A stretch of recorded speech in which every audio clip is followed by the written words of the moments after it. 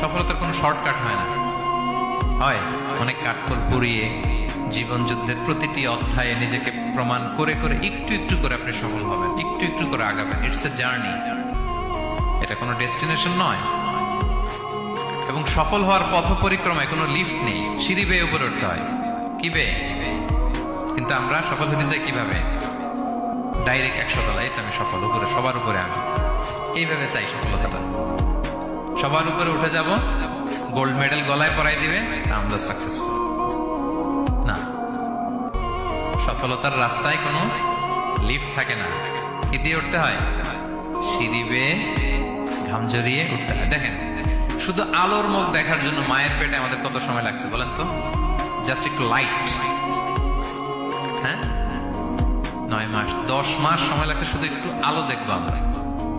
একটু আলোর মুখ দেখার জন্য আমার লাগছে 9 মাস। আর এখানে আমরা শর্টকাট খুঁজি, খালি কি খুঁজি? সফলতার কোনো শর্টকাট নেই। অল্প এফোর্টে যারা